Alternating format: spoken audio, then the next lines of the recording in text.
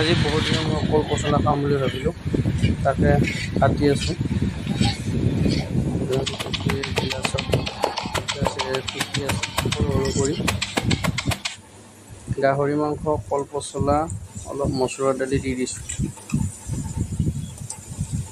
কিন্তু বহুত দিনৰ মূৰত খাম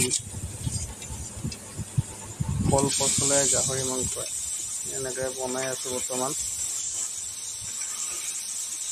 গাহৰি মাংস গোটেইখিনি ভাজা লগাৰ পিছত কল পচলাখিনি ঢালি দিব লাগে। এয়া সিজিলে অলপমান গৰম পানী ঢালি দিব লাগে, তেতিয়া আৰু বেছিকৈ কল পচলাখিনি গলি যায়। বহুত ভাল লাগে এনেকৈ খাই উঠি পেলাই।